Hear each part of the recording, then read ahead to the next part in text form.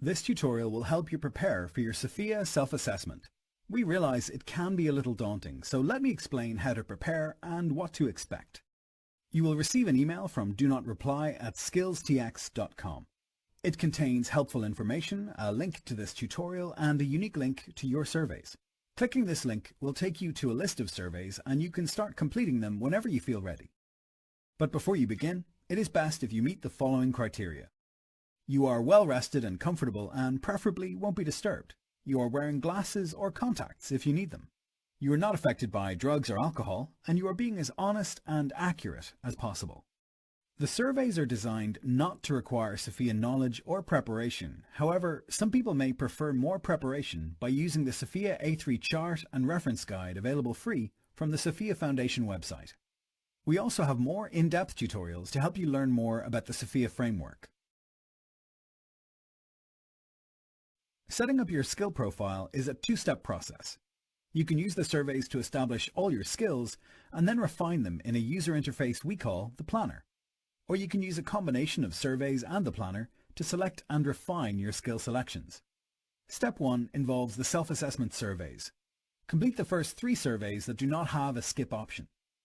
For the remaining skill category surveys, you can then choose to skip all or a selection of them. However, you must complete all the surveys before the system will generate and email your profile report. The second step involves the use of your planner console.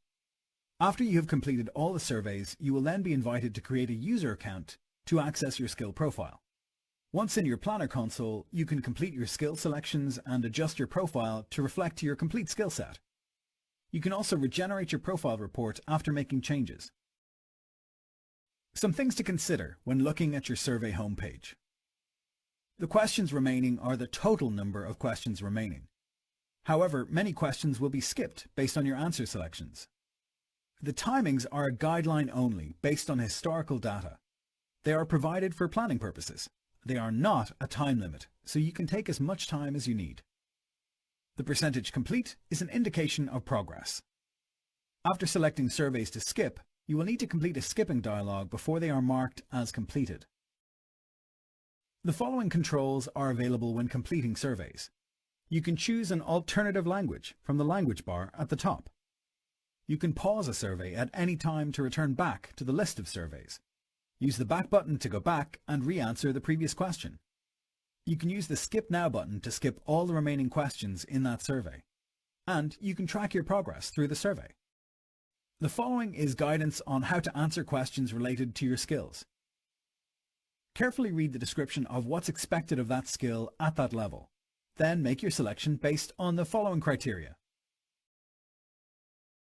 If you have a fully developed professional competency, with significant experience in professional working environments, through performance of a job, role or function, then select Competency. If you have some current or recent practical experience of the skill at that level, and able to apply the majority of the activity without instruction, then select Skill Proficiency. If you have knowledge of the skill at that level, and understand and can explain the content and usage, but have no significant recent experience in applying the skill, but wish to include the skill for future consideration, then select Knowledge. Otherwise, you would mark the skill as not a good match.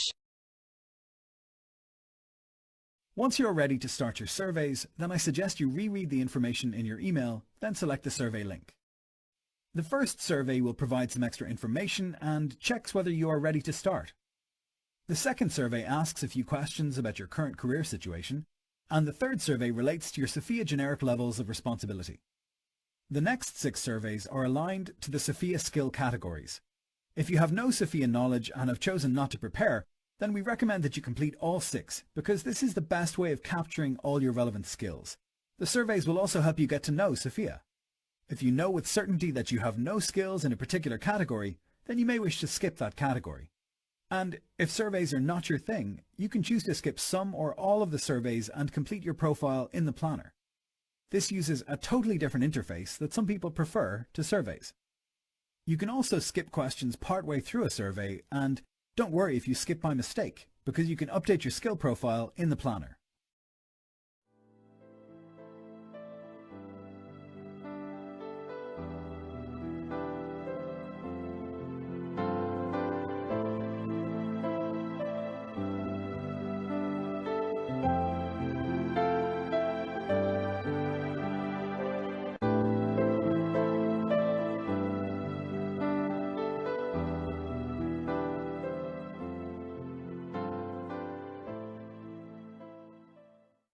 All the best. We hope you enjoy the experience.